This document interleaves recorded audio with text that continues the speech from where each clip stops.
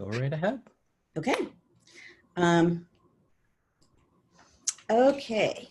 So as always, I'm going to give my little tiny intro and then we will turn things over to Matt temporarily. But welcome, first of all, to week 21? 21. 21 weeks. 21 weeks. I know. Who knew? So welcome to week 21 of History Matters, and so does coffee.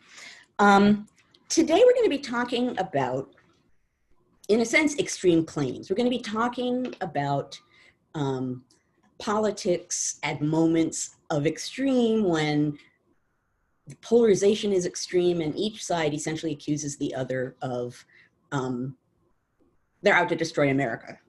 And we're going to look at the lead into the election of 1800 because that was, in some ways, as you'll hear, there are pretty strong echoes of 1800 that we're feeling now, but there are important differences. So anyway, it's going to be extreme politics from a safely distant era, but we're going to talk about how that works and what the logic of it is to the people engaging in it and what that means. And now at that, I am going to stop and turn things over to my partner in crime, Matt, who will explain how our goings will proceed. Good morning, everybody. And if this is your first time, welcome. Week 21, I can't believe it. So the way things work here is that we encourage folks to chat as long as it is germane to the conversation and is family friendly. It's the other thing we always ask. So we love hearing you talk or watching you speak, I should say. If you do have questions, we put those under Q&A. So go to the Q&A at the bottom of your tab or bottom of your screen, click on that and put your questions in there. Everything else, we'll just try to enjoy ourselves today. Looks like we got a couple Zoom bombers, which is always fun. Oh, goodness. 1 second. And... all right. Okay. So, yeah, sorry, I apologize for that. We got Zoom bombers for the first time in a while. That's fun. So yeah, put your questions in the Q&A. And as always, if you enjoy our conversations here at the National Council for History Education, please join us. Join us at our new website. We're excited to have that live. So I hope everybody can navigate that. And it is a work in progress, but we're going to be hopefully providing you a lot of great materials through our new web presence. And with that, I will go ahead and turn it back over to Joanne and see if our Zoom bombers are still here and deal with that while we learn about a reign of witches, which I'm really excited to hear about. It's a wonderful phrase. It's fantastic. It is. And Thomas Jefferson meant it like it sounds, but I'll come to that shortly. And I apologize for whatever's beaming in there with the... That's not part of our community. Okay, so as I suggested at the outset, I want to talk a little bit about another period that has some echoes in the mood and mode of politicking to the present day. And in that period, like now, there was an assumption, and these are not the only two periods when that's the case, that some fundamentals about the United States are on the table. And whenever people have that kind of a sense that there's some major, not even necessarily a decision, but a direction being seemingly chosen, those are moments that invite polarization. I'm going to talk a little bit about the present at the end. For now, I'll stick with the late 1790s. And I want to set this up so that you can have a sense of what gets us to the moment of the documents that I posted for this week. So the very quick, really quick setup. So basically, and I've mentioned this before, I believe, that in the 1790s, in the new nation, in the first decade, the country was bouncing back and forth between England and France. And every time that the nation, something here, every time that the new nation smile towards one, the other one would get angry, and then the United States would say, oh, we're really sorry, and then the other one would get angry. So there really is this ongoing dance that the United States is engaging in the early republic, dealing with these two major superpowers, trying to figure out the right path. So in the lead up to the period we're talking about today, you have the Jay Treaty with England, in which the United States basically makes nice with England, which does not thrill France. And so as we move into the late 1790s, things are beginning to heat up with France. Foreign relations with France are not going so well. American ships at sea are being attacked in various ways. Things are getting bad between the two countries. And of course, in addition, the French Revolution is moving along. And certainly the people in power in the United States, the Federalists, really were not fans of what they saw as social anarchy and the French Revolution. They were terrified that that was going to contaminate America. They feared that pretty much for almost all of the 1790s, but now in the late 1790s, add to that this idea that France is actually not treating us well in some way. And Americans start to, I don't want to say turn against France, because some don't, but some do. And things get worse when there's a diplomatic incident in France in which Americans feel very insulted. I'm not going to go into the great details of that, but it's the XYZ affair is what it ends up being known as. This whole period, you have what comes to be known as the quasi-war with France, and the XYZ affair.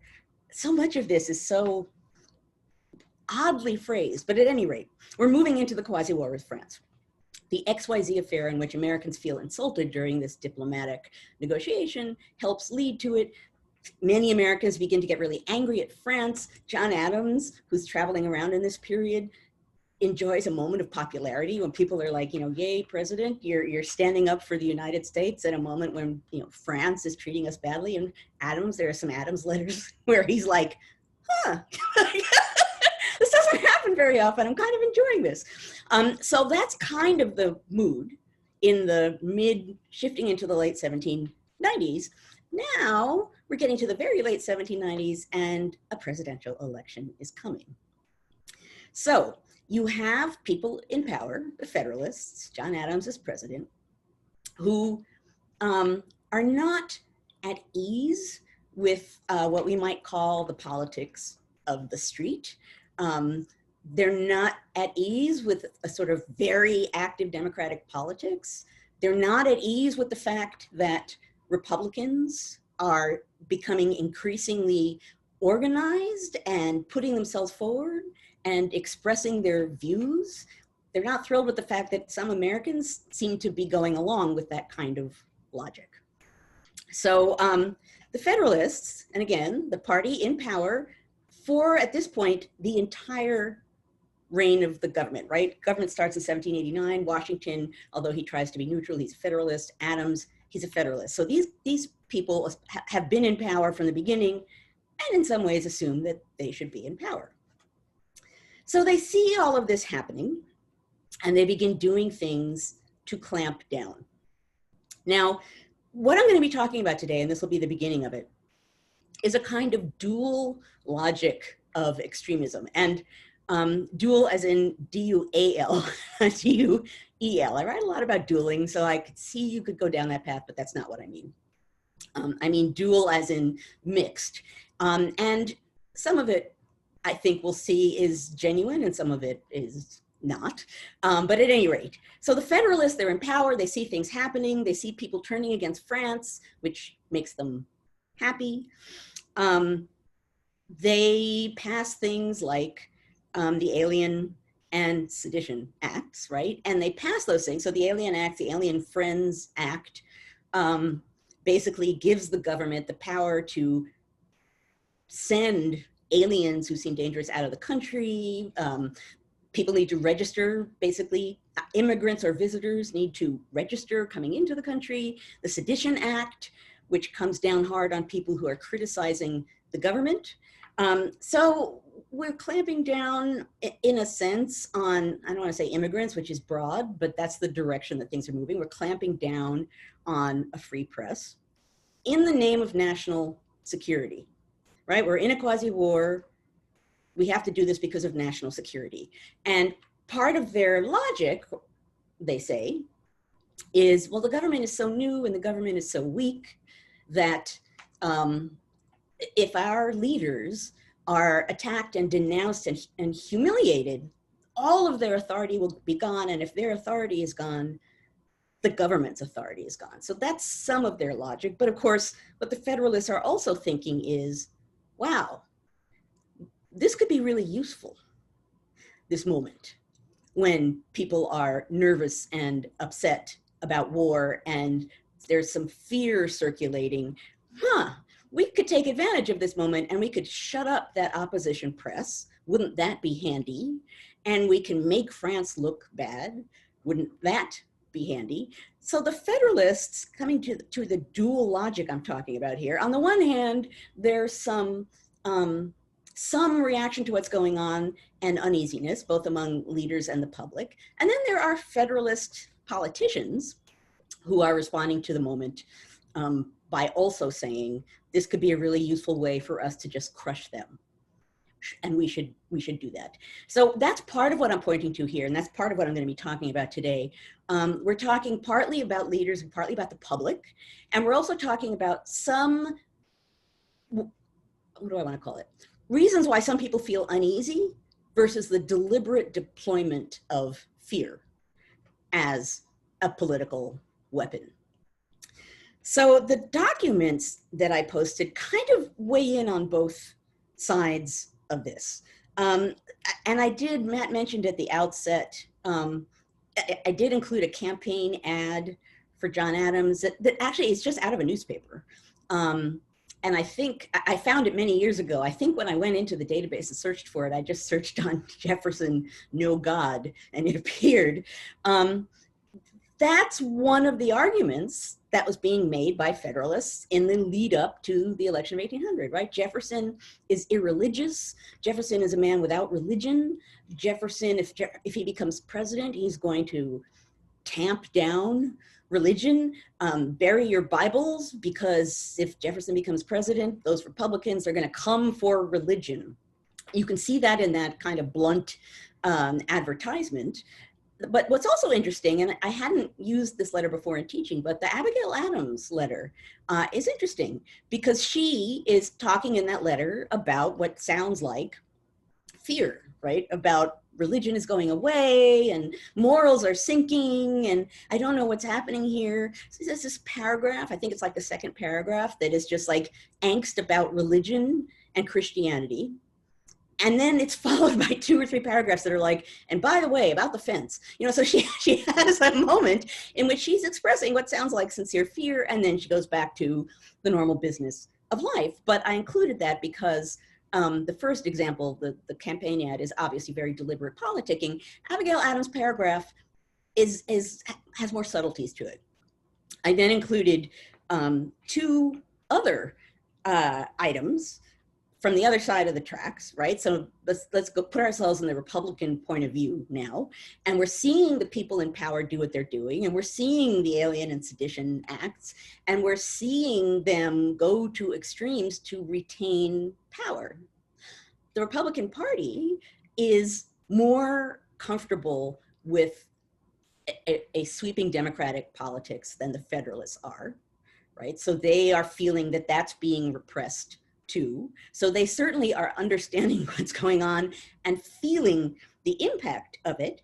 And they want to upset those in power, meaning overturn those in power so that they can change things in a major way, right? They're basically saying, and Jefferson says it in his letter in a lot of ways, but basically, I think he uses the phrase natural order, right? This is not the natural state of things. Americans aren't really like this. They're being fooled. And he, in other letters that I didn't include, he uses this language about the veil has been pulled over the eyes of the American public, and sooner or later, they will come back to, you know, their right standing, the right point of view. But he's basically looking and seeing what's happening, like many Republicans, and saying things are going in the wrong direction. What do we do about this? Now, interestingly, this is not the main reason I included his letter, but it's fascinating. he says, what do we do about this? He says, we can't, it's not like we can secede from the Union, because then the parts that are left will divide, right? He's like, you can't, there will never be a point that you could reduce yourself down to where there will not be these kinds of divisions. He thinks that ultimately people's eyes will be opened and most of the nation will find what he considers to be their natural point of view, their natural understanding of things. And then he says, but you know, it would be really handy to have like this small group of Federalists in New England who are basically, we can't convert them to understand things the way they should. So they'll just sort of sit there and be a useful people for us to oppose in politics. So he's thinking in a really interesting political way when he makes that statement. And then he goes on to say that we're in a reign of witches, which he means is a deliberate slap at New England, right, at the witch trials, at extreme religion. So reign of witches, first of all, it's just, I want to say, it's like, it's a zippy phrase, right? It has a power to it, and it has a lot of shadings to it that he wanted to be there. And there's a reason why often historians refer to the late 1790s as the reign of witches, but he's still part of this, what I'm calling a dual logic of saying this is really bad, Americans are turning against American values, and you know what might work best for us? If we have a little ring of people who we can oppose and use that kind of opposition to make a public message. The other letter also I thought was really interesting. It's someone who starts out by saying, we're doing our best to spread the message that John Adams is a monarchist, right? He's like, he and his friend, we're doing everything we could do to spread that message. John Adams is a monarchist. And the way that letter starts out, and when I first saw it, I grabbed it for this reason. It's like, well, that's some pretty deliberate rousing of fear in that kind of a way. I see that dirty tricks from Tom just appeared. Yes, a lot of dirty tricks. So, you know, on the top of the letter, it seems like he's being strategic, but then when you get down to the bottom of the letter, he actually starts talking about things that make him think that John Adams might be a monarchist. So it starts out sounding like a politico-strategic letter. By the end, you suddenly realize that, well, but he's not entirely sure how he thinks either. Now, the fact is, John Adams wasn't really a monarchist, but in that moment, given the state of politics and given the ways in which Federalists and Republicans were depicting each other, that idea makes sense as something that's just as scary to people as the anarchy of the French Revolution. You have the despotism or tyranny of monarchy. And those are the two extremes. And those are among the things that are brought out in that election. So part of my point in this lead up, I'm going to segue into the present in a moment. Part of my point is that people using that kind of extreme language are often, especially if they have some power politically, using it in a deliberate way, right? And I'm going to come to this in a moment, but fear, every week almost, I talk about the power of emotion in politics. And today is an extreme example of that, right? Fear has a guttural power to it that if you can plug into that, it's hard to refute that. It's hard to move that away. So part of what we're looking at is people playing into appeals or creation of fears so that people will turn to what they consider to be a solution to those fears. The other side of that is, at least for some people, and some of them are being affected by that rhetoric, right? Oh, I really am scared. This isn't just some attempt to sway me. Now I'm scared, it worked. And so then you have a public that actually is scared. And now you have a public that's emotional, frightened. You can see how a politics of emotion becomes hard to rein in and hard to maneuver. And you can see why fear, stoking fears, is such a powerful political tool. Now, let's segue a little bit to today. And obviously the echoes of some of what I've been talking about are apparent, right? The people in power in the late 1790s assume they have always been in power and assume that they should be staying in power. They're not thinking like, oh, it'll be an interesting contest coming up in 1800. I wonder who shall maintain control. They're thinking, well, of course, we have power. We are the people who should have power. We represent what the United States is, and those other people are scary anarchists who are going to destroy America. So their message is anarchy, anarchy, anarchy. So we are security. Those trying to get power see these repressive tactics by people who are trying to maintain power. And so their fears are monarchism, despotism, the Republican small r government is going to be prevented from being a properly Republican government. This is the end of the American experiment. So again, there are some similarities, as I started out by saying, when major issues of governance, when sort of foundation shaking things are on the line, fear, for all of the reasons I've just mentioned, is a useful tool. And we're seeing some of that today. And you can say today, without exaggerating, that there are some pretty fundamental aspects of democracy that are on the line.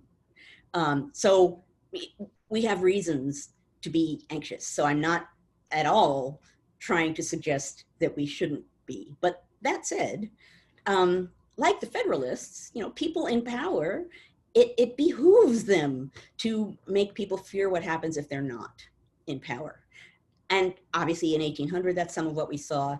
Now, that's some of what we saw. But I said when those of you who might have seen the Twitter postings that I invited people to come and join us, I said something about similarities and differences between past and present. And I want to come to a possible difference. I won't say it's probable yet, and I'm going to come back to this closer to our election.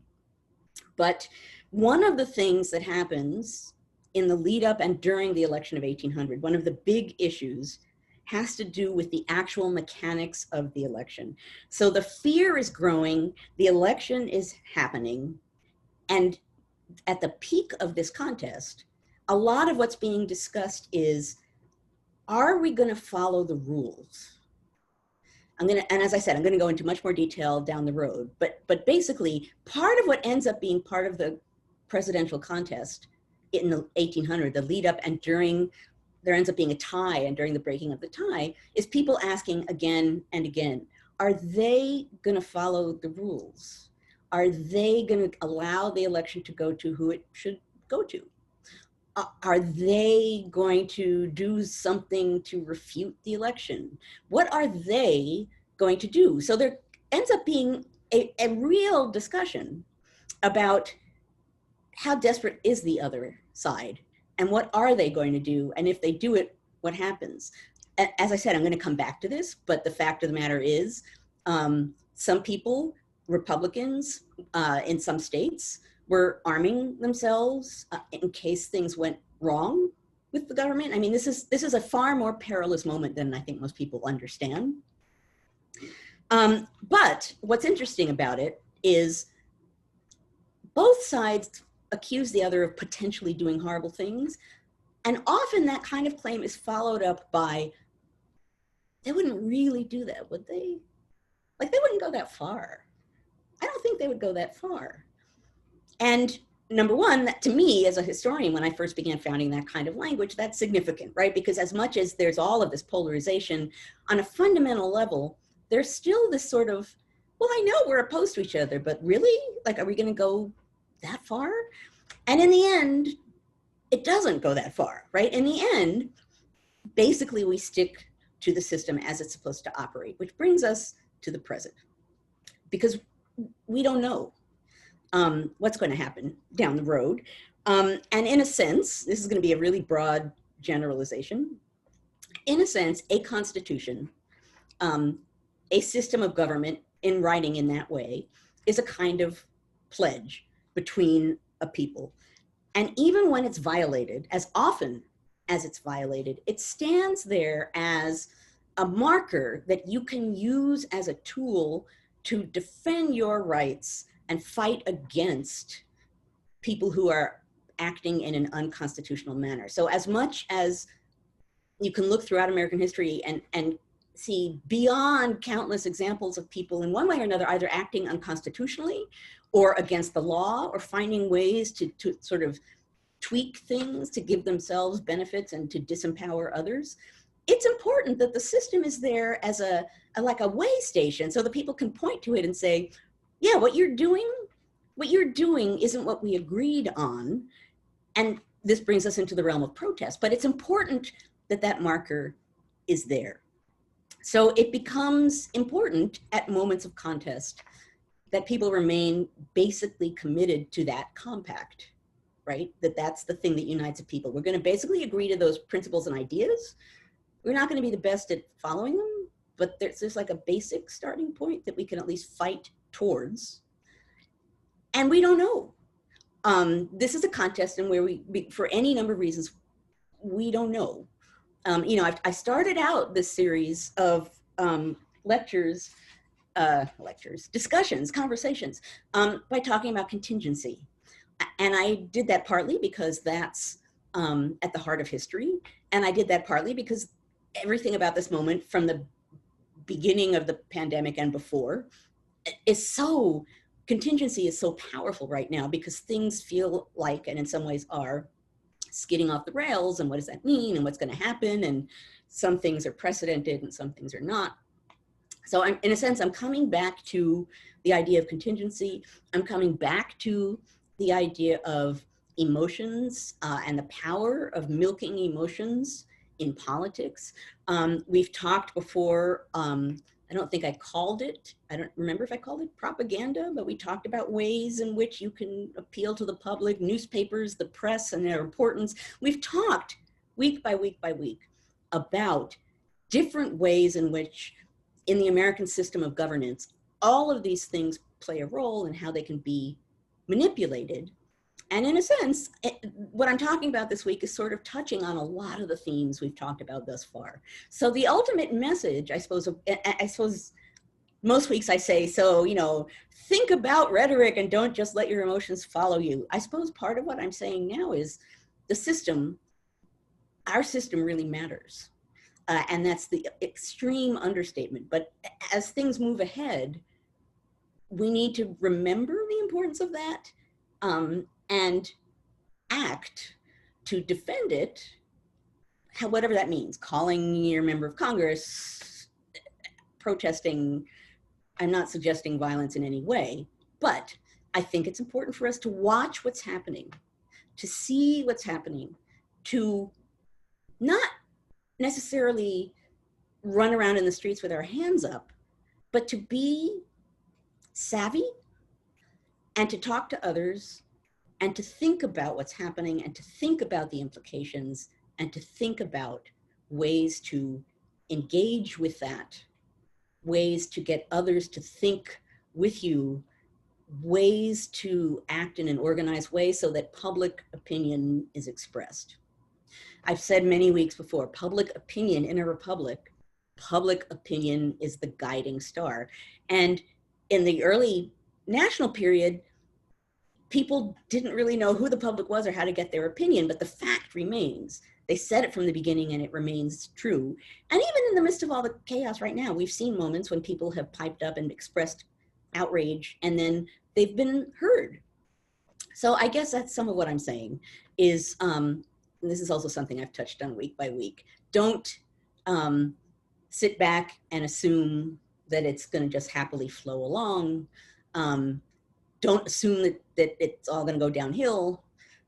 Watch what's happening, think about what's happening, and engage in the moment with what's going on, because it really, really matters. And the fact that it matters is part of why I wrote the Atlantic piece I wrote a week or two ago, and it's part of why I'm here every Thursday, because I want people to be engaged, and I want them to understand that what they think and what they do really matters. Okay. I am going to basically stop. Oh, I'm not going to forget. So for those of you who are new, every week I try to have a mug, a coffee mug, that represents part of what I'm talking about. And for 18 or 19 weeks, I actually had a different mug. I've run out of mugs. So now I'm like creatively making mugs. And today I was really puzzled. What can I show? What can I show? And you can't go on Google Image and say, destroying America and come up with any kind of an image that is in any way going to be useful for us. So I realize this is not a new image, but it's kind of what I thought about when I was thinking about 1800 and today.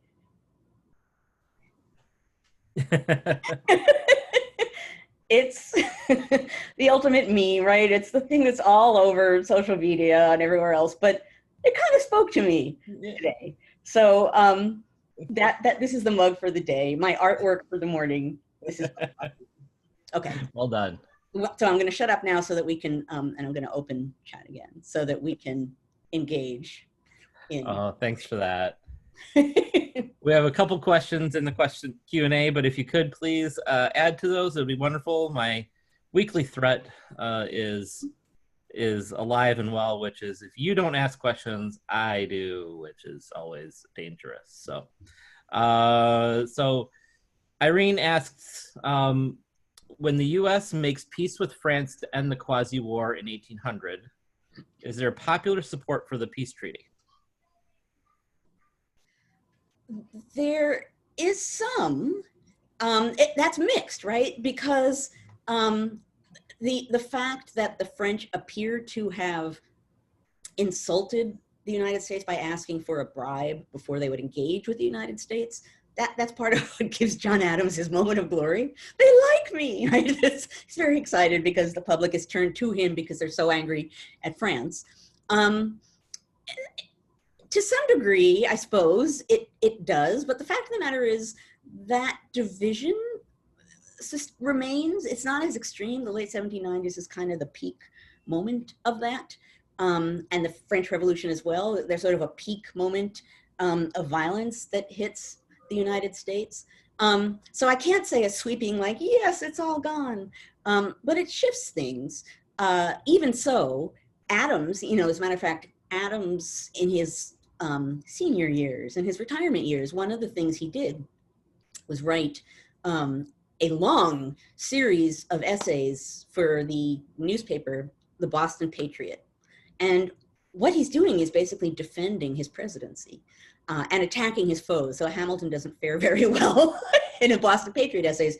But one of the things he says in those essays is, the thing that I'm proudest of in my entire presidency is sending a peace mission to deal with France when my party and many others were pushing me to go for war.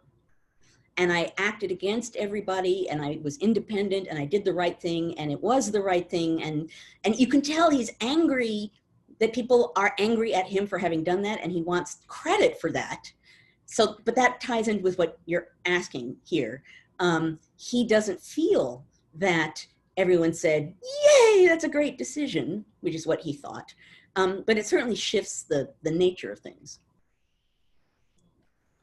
On a similar note, Rod wants to know let's see, after the 1798 election, efforts were made to put things back into a working relationship to get things done. Like, how did that work? And he says, in 1800, it was a political sea change that made it easier for the Jeffersonians, but is that the only way to get things back into sort of this working order? So I think the question is really about, at the time, how did they start to bridge that gap so that they could get stuff done? Right. So there are a couple answers to that.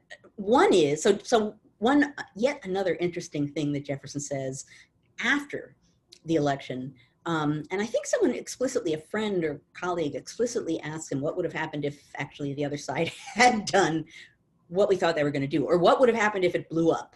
Like, what would have happened if everything went wrong? And Jefferson says, well, we would have had a convention, we would have fixed the Constitution, and then we just keep going. Now, that's a lot easier sounding than to do, but the logic of that is interesting, right? And at this point, the Constitution has been in play for 9, now maybe after the election, 10, it's a brand new government. So the idea that you need to tweak it and fix it, or the idea of disunion, all of these things that are being discussed at the time are not outrageous. The other side of this, though, is it sounds as though, given that the system is set up so that government can switch from one party to another, and it does in 1800, there's a power is displaced from one party to another, and that's successful, and there isn't violence, yay, everybody. But the fact of the matter is, at the time, they're not assuming there's a party system. And although Jefferson becomes president, there's no assumption automatically that he can now sweep everybody out of office and put Republicans in office. He has to publicly, in a sense, come out. He writes letters, he engages with people, because a lot of Federalists, surprise, step forward and say the people who are in office, all of these positions, customs collectors, and all of the people holding government positions all over the United States, pretty much they're Federalists, and they're doing their job well, and there's no reason you have to fire them or displace them. And if you do that, you're a dirty, rotten, scoundrel party politician. And Jefferson has to come out and explain, and he says it in a very, he's very carefully trying to reason, and he says, I understand what you're saying, but do you think it's really right that if the people elected me president and that a lot of the people agree with me, that I'm not allowed to give offices to anyone who agrees with me? Like, really? So they're debating the very thing that we take for granted, which is what happens when power switches. And he doesn't sweep everybody out of office, but he does some replacing, and there's a lot of protest. New Haven stands up and protests very loudly. New Haven remains this bastion of uber federalism for a very long time, with Yale at the center of it. So this is true in this time period, but still, they're working out some fundamentals that we now take for granted when it comes to what happens to the government after an election when there's been a change of power. Tom McAndrew is curious what Hamilton's doing at this time. What is he doing behind the scenes, and what were his views about the Alien and Sedition Act? Okay, so we'll start with that, and then we'll move ahead. So Hamilton, so at this point, he's no longer Secretary of the Treasury. He is acting behind the scenes. John Adams inherited George Washington's cabinet and didn't change the cabinet, in part because who is he to say that he can do something better than George Washington? So he keeps that cabinet. And the problem with that is many of them are very friendly with Hamilton and write to him all the time looking for advice and guidance. So Hamilton has a lot of influence in that cabinet, which Adams finds out later in his presidency, and he throws a fit, and people resign and people are fired, and it's a big thing, and he's really angry at Hamilton because he understands what's going on there. So Hamilton he has influence behind the scenes by offering guidance to the cabinet. Also during the quasi-war, poor George Washington, right? They're like, George, if we go to war, you have to come back. And Washington says, and Hamilton says, well, if that happens, then I'm second in command, right? Hamilton is like, if we're back to the field, I'm going to be there. And, Washington is by this point older and probably not going to be running around on the field of battle. So Hamilton, he loves the military in part because it's very orderly and people do what they're told, right? Military order would appeal to a certain kind of person. So he is waiting, thinking that moment is going to happen. Washington dies, and there's a letter Hamilton writes to someone, a friend, and it says something like, now that Washington is gone, they're going to have to find another person to lead the army. I wonder who it will be. And he says, not me. Whoever they put in there, they're not going to pick me. At any rate, so that explains leading up to 1800. Then in 1800, he does a stupid thing, and then he's living in the hell he helped produce. He does not get along with John Adams. The cabinet thing is part of it. He writes we have the Reynolds pamphlet as, in a sense, stupid pamphlet number 1. Now we get stupid pamphlet number 2, which is even more stupid, which is the pamphlet he writes attacking his own party's candidate for president, John Adams. And it's an attack, and it's personal in some ways. And then at the end of it, he basically says, but we still have to support Adams. And I think on some level, he thought he could pull enough support away from Adams that the runner-up, Pinckney, the vice presidential candidate, could be the presidential winner, right? Because at the election at this time, whoever has the most electoral votes is president, second most is vice president. So he's, I think, thinking he's being really savvy, and Mr. Pinckney shall be president, and I can deal with Pinckney. Pinckney's a guy who understands me. I'd be much better with him president. This does not help. His party, which already is being divided, is divided even more between Adams people and Hamilton people for that reason, and the fact that the direction of the country is moving in a more democratic direction. You end up with the tie between Aaron Burr, who was seemingly the vice presidential candidate for the Republicans, and Thomas Jefferson, who was supposedly the presidential candidate. So now we have Hamilton's nightmare come true, right? He's like, either Aaron Burr, this person who I think is a threat to the Republic and who I don't trust at all, is going to be president, or Thomas Jefferson, who I think is a political hypocrite and is dangerous to the Republic, is going to be president. So Hamilton does what Hamilton does, which is he begins to frantically write letters to people in Congress, because now the election, when it's tied, is thrown into Congress to be decided. He begins writing to all of his friends in Congress saying, whatever you do, don't allow Burr to become president. He really wants Jefferson. He basically says Jefferson cares so much about public opinion that he won't do something too stupid, because he'll worry about what the public will think.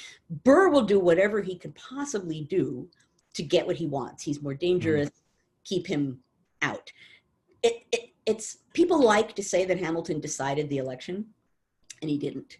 And I know actually in the musical, right? What does Hamilton say? Right. What does Hamilton say?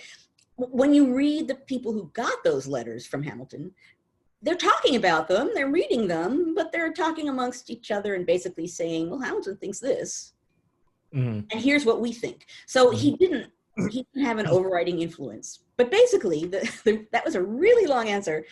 The short answer is he's behind the scenes desperately trying to manipulate things, and in the process, hurting his party and really damaging his reputation.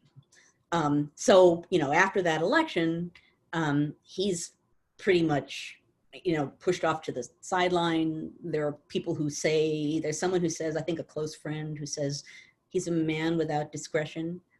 How can we follow a man without discretion in politics? So he kind of brings himself down.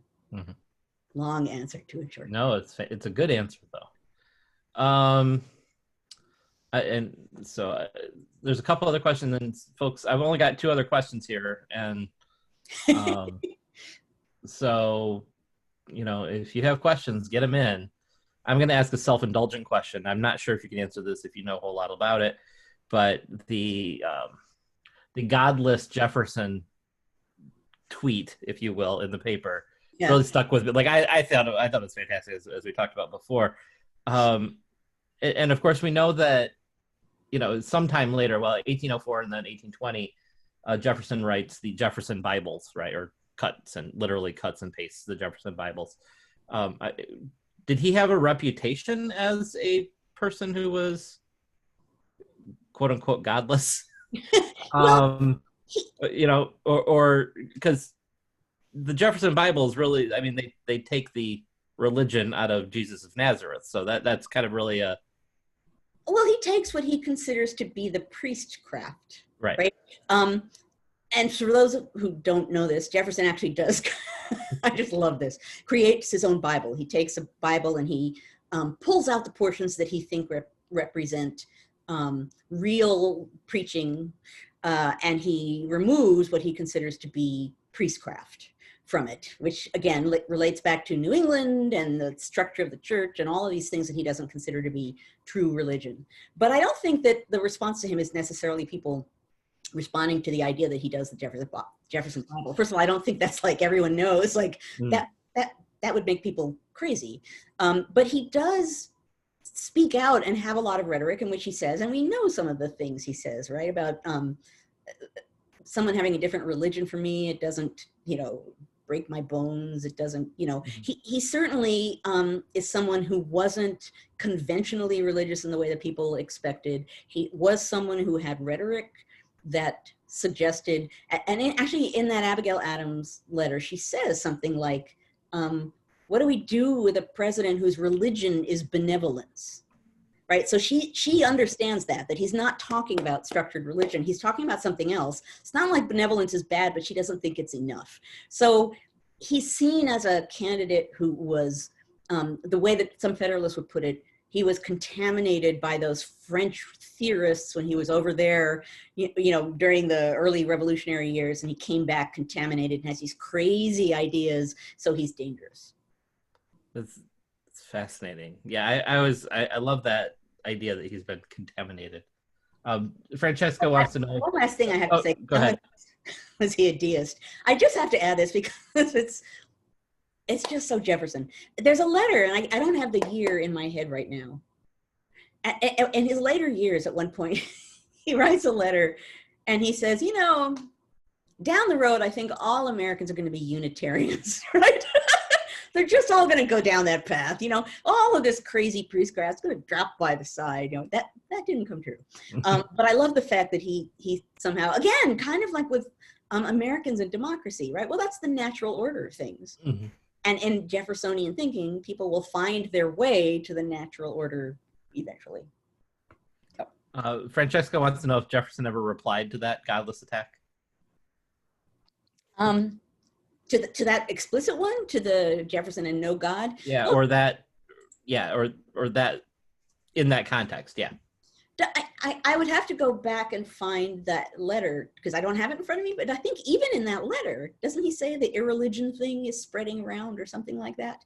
I mean, he's certainly well aware of it. Mm-hmm. I'm trying to think if he explicitly, like he himself, if there was a response, he would not be the guy making that response. So it would be supporters who would find a way to say something. And right now I'm not calling to mind a specific example of that. But given the extreme claims that were being tossed around in the lead up to that election, it would be hard for me to believe that supporters wouldn't be addressing that in some way. In elections in this time, particularly presidential elections, you're not supposed to look or be engaged in any way. You don't campaign for yourself, heaven forbid, because the most dangerous person to give power to in a republic is an ambitious man. Mm-hmm. So you never want to look ambitious. You never want to campaign for yourself. You have your friends put you up for office and you stand back. And like in the lead up to the election of 1800, Adams and Jefferson are at home, and at some point someone goes to Adams and asks him about the election. His answer is something like, election? Is there an election going on? I had no idea. I don't know. So, no one running for office would step forward themselves and say something like that. Irene wonders what Madison is doing at this time. Does he have the same reputation as Jefferson? Or... No, as far as religion, no. Okay. So one of the interesting things in one of the documents I posted today involves Madison. He's being savvy and political behind the scenes in some ways. So I'm trying to remember which letter it's in. Oh, it's not in a letter from Jefferson. It's the one from his friend. And he says something about how everyone's talking about how Jefferson says that Adams is a good Republican. So what's interesting about that is in the 1796 election, Jefferson and Adams are basically running against each other, and then you get, Adams is president and Jefferson is vice president. And Jefferson writes to Madison. Jefferson often had an impulsive way of wanting to respond to things, and Madison would rein him in. So he says to Madison, I want to write a letter to Adams, and I want to tell him, I'm glad he's president. He's senior to me and he deserves it. He's a good man and I look forward to working with him. Mm-hmm. And Madison says, oh, hell no. It's like, do not put that in writing. Do not put that in writing because it's going to come back at you. We can find ways to let that be known. Do not put it in writing, which he doesn't. However, even in just letting it be known, we see in that letter, it comes back around. You know, that Jefferson said, so that's what that relates to. And what's interesting about that, when I was rereading it this morning in preparation for this, was my memory of Madison saying that, like, just like, you're just giving them fodder for the next election, which is really interesting because it shows Madison really being a savvy politician. Alan asks, we only have time for maybe one, maybe two more questions. So, but Alan asks, if the House of Representatives had not broken their deadlock by March 4th, there would have been an actual constitutional crisis. It seems to me the fears were warranted. Any thoughts on that? Well, I mean, fears were warranted. And as I said, when we get closer to our election, I'm going to go back and talk more about the mechanics. I was drifting into that this week, and then I thought, no, some of those details are wild enough that they need to have them closer to election time. But no, there was, I mean, well, they knew that the tie was going on and on and on. I think they vote like 36 times before the tie breaks. So they don't know that if that tie is going to be broken. And as I suggested earlier, there are people, I mean, there's a, I can't remember if it's Maryland or Pennsylvania governor who people are preparing in case they need arms. This was a crisis.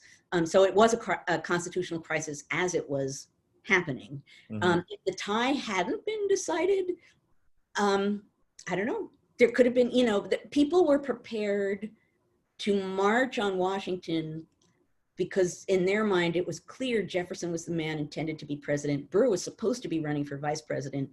In the system at the time, whoever had the most electoral votes wins. And so they were in this position, and Burr didn't step forward and say, no, I'm only running for vice president. He just sort of watched to see what was going to happen. But there could have been violence. You know, I don't know. This is all of a what if. But it was, when I was writing my first book, and the last chapter is about the election of 1800, and I'm like an old-fashioned index card person. Maybe my next book won't be, but at that point I really was.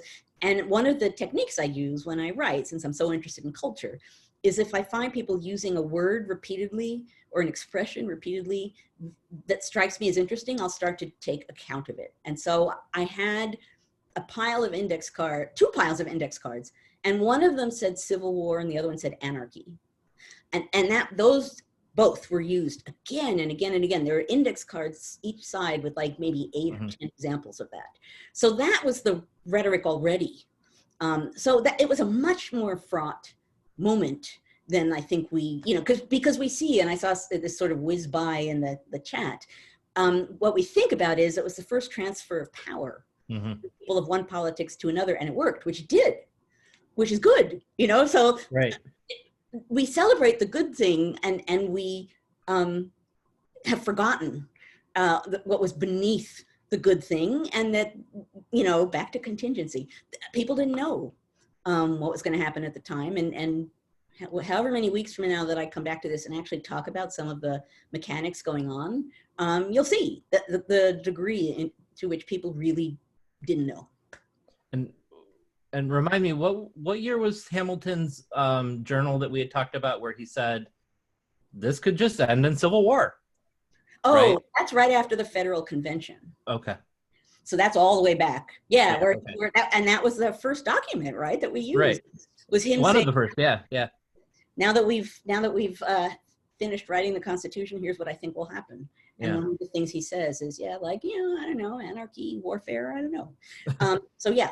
So, and you know, he's not alone. He just happily for historians put it on paper. He put it on paper for us. Yeah. One last question, real quick. I don't think we've asked a question from Lois from Oregon in a while, or at all. I can't remember. Lois asks, in a recent book talk at GLI, the author asked about the American Enlightenment. When Professor Freeman here's the phrase, the American Enlightenment, who would be in your top 5 of the American Enlightenment? Wow. A little bit of a non sequitur, but I think I know. What's making me laugh about this is when graduate students take their oral exams with me, one of the questions that I use to rehearse with them is, Imagine you're teaching undergraduates and a student asks you, what is the American Enlightenment? What do you say? So it's just been turned right back at me. Your own dissertation defense right here. As far as who Americans and not who Americans would say are. I mean, I certainly think that Jefferson is in the spirit of the Enlightenment as far as questioning things and in search of data to draw new conclusions and come up with the patterns of the universe. I mean, in that sense, you could say Madison is more in a political vein doing that, but he's doing the same thing, right?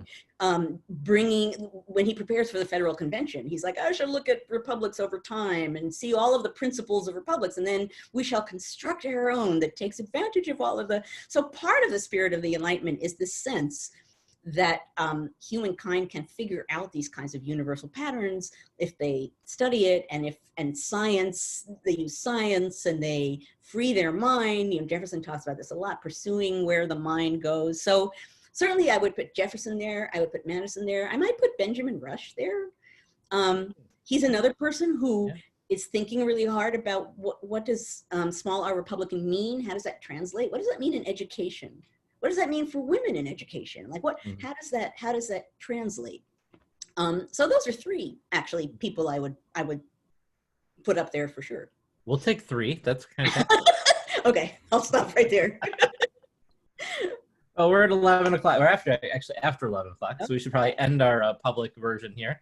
So I will simply say thank you everybody for coming. And again, please join us at the National Council for History Education. Their new URL is www.ncheteach.org. So a little bit of a change there, ncheteach.org. Please come join us and find out more about our programming. And I'll turn it over to Joanne for closing out today. Again, as always, I want to thank you all for coming. I have no idea, as always, what I'm going to talk about next week. I will figure that out magically somehow over the weekend. Stay safe. I know a lot of you are going back to school, to teaching. A lot of teachers are following me. I'm doing the same thing. So I wish all of us a smooth passage into the strangeness of teaching in this environment. And I shall see you all next week. Come back next week and we will talk about something timely and topical and grounded in wonderful documents that will let us connect past and present. Thanks, everybody.